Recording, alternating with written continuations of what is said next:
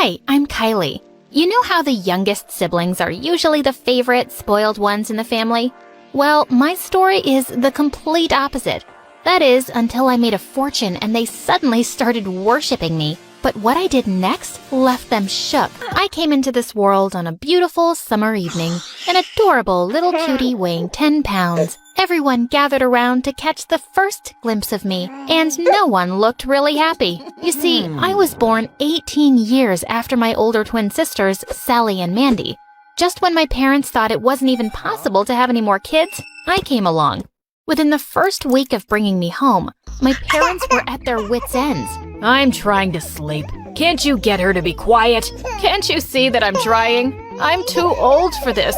Should we give her up for adoption? Dad instantly sat up straight in bed. That's not a bad idea. Just then, Sally came rushing into the room. Mom, Dad, don't give her away. I'll take care of her, I promise. And just like that, Sally practically became my mom and raised me. Mandy never helped out. She seemed to care as little about me as my parents did. Once, when I was a year older, Sally wasn't home and Mom had to take me to the grocery store with her. A stranger saw me in the cart and started gushing over me. Oh, your granddaughter is adorable. Mom was furious about being called a grandmother. She refused to go out with me in public after that. By the time I was 2, I hadn't started saying any words. Sally felt worried and told my parents to take me to a speech therapist, but they just scoffed. It's a good thing she's quiet. She'll be talking our heads off soon. But 2 more years passed and I still hadn't spoken anything. My doctor said my speech problems may be due to some complications during Mom's pregnancy. Great. Isn't it embarrassing enough that she just dropped out of nowhere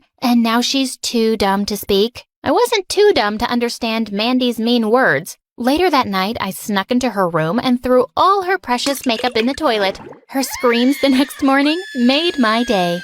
Sally had started teaching me how to read early on, but she had no idea if I was actually learning. I wish I could tell her that at 5, I could read fluently. When I was done with all my storybooks, I started picking books off her shelves. They were mostly computer-related, but I found them fascinating. One night when I was 6, I decided to sneak some cookies from the kitchen when I heard voices from Mandy's bedroom. I peeked through the door crack and to my shock, I saw a tall boy inside.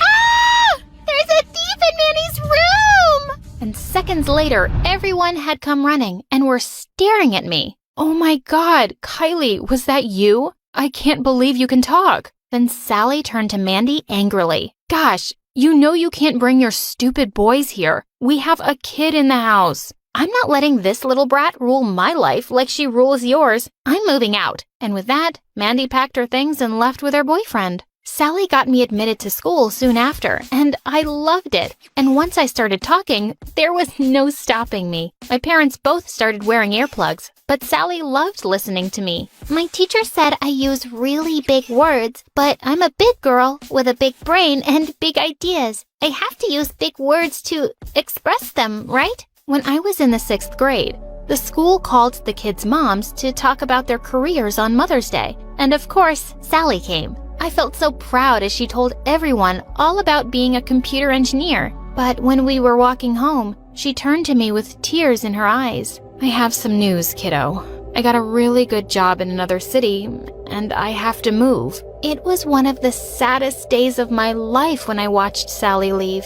Dad was mostly away for work, and Mom was really bad company. She wouldn't even let me play outside with the other kids after school because she'd have to keep an eye on me. But I'm bored. Here, I have a fun idea. Why don't you learn how to knit? And she took out an old knitting basket from her closet. I'm 12, not 70. Also, are you going to teach me? God, no. There are plenty of tutorials online. And with that, she opened something called YouTube on her tablet and went off to take a nap.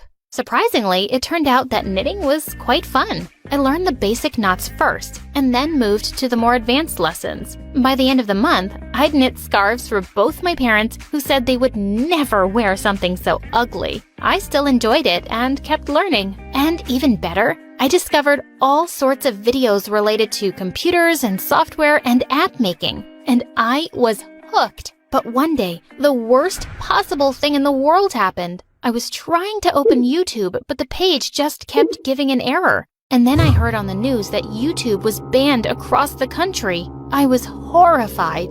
It was all anyone could talk about in school, too. I'm moving to another country. I'm arranging a town-wide protest tomorrow against the government. We want YouTube back. Just then, I had a light bulb moment and got the greatest idea ever, but I needed the help of a boy, so I put up a job poster on the bulletin board the next day. I got one text from a boy saying he was interested and could meet me at midnight. He said he was too ugly to send a picture, so I told him that he'd have to pay me $100 to identify himself, and he agreed. That night, I snuck up to the attic quietly. Soon after, I heard a sharp knock on the window and saw a boy standing outside. I was really shocked. Ugly? What had he been talking about? He was a total hottie, and he smelled nice too. The boy handed me a $100 bill. You told me to meet you here and give you $100? I'm Mark, the computer geek. Oh, yes. And it's $200, actually. He gave me another bill, and I quickly put the money in my pocket. So what's this job about? I have an awesome idea for an app. What if there was an app we could download on our phones to access blocked websites? He looked really impressed, and we agreed that he could come here every night secretly and work till dawn before anyone woke up. Great. And what will you pay me? I quickly took the $200 out of my pocket and gave it to him. Well, let's start off with that, shall we? And you can take 10% of anything I make once the app is successful. Mark smiled at me, and my knees felt a bit wonky. Deal. And with that, he was gone. For the next few weeks, Mark and I worked every night on the app in the attic. He was really smart and funny, and my secret crush on him was just growing stronger. It was getting kinda hard to keep all these secrets, though. I was dozing off here and there all day, and Mom was getting suspicious. Why are you so sleepy all the time? What are you up to all night? Knitting, Mom. What can I say? I'm obsessed. One night, I had a present waiting for Mark when he came. It's not much, but I made you this scarf. It's green, like your eyes. I mean, not that I've really noticed the exact shade or anything. He grinned and immediately put it around his neck. I love it. Just then, we suddenly heard footsteps coming closer. In complete panic, I dragged Mark with me to the nearest closet. From a tiny crack, I saw that it was Dad, but it looked like he was sleepwalking. He just stared around blankly, then walked away. As we stepped out in relief, I realized I was still holding Mark's hand, and just then, he pulled me closer and kissed me. It was every bit as amazing as I'd imagined it. The app was ready in a few days, and we waited anxiously to see the response once we launched it. When the first few people started downloading it, we jumped up and down in delight, but then it just went bonkers. We had hundreds and hundreds of people suddenly downloading the app. The number had gone up to thousands by morning. The school was buzzing with excitement that day as everyone was on their phones, and I overheard the girls say, "Download FireGuard app already, loser. It's so cool." Thank God I can finally post my makeup tutorials again. So amazing! I've really missed watching all my favorite channels. Whoever made this app is really smart. This was an instant hit, and I was about to get very rich. Of course, I kept this a secret from everybody, especially my parents. As it grew more popular, the app constantly needed upgrades, so Mark would still come to the attic, and we secretly kept working and celebrating our success. By the end of high school, I'd made enough money to easily go to any college and live independently. I'd been accepted into MIT, and I could hardly wait to go in the fall. But then, something really unexpected happened. One day after dinner, the doorbell rang, and when I opened the door, Mandy was standing there holding a baby girl. "Oh, Aunt Kylie, say hello to your niece." And with that, she dumped the baby in my arms and ran to hug Mom and Dad. "Hello, Grandma and Grandpa. We're moving in with you guys. Isn't that great?" Yeah, I dumped my stupid husband, finally. My parents looked like they were about to faint. They absolutely refused to take care of the baby, and Mandy was just as selfish as ever. So she just expected me to take care of her. But to be honest, I didn't mind because my niece was adorable, and it's not like I was going to be around much longer. Auntie Kylie will be off to college soon, but it's our little secret, okay? I'm really gonna miss you. The night that I was leaving, I left my parents a note in my room and was planning to sneak out of the attic. Mark was already there to help me with my bags. Ready for this adventure? So ready. As Mark pulled in for a kiss, suddenly the door flung open and we flew apart to find my niece standing in the doorway.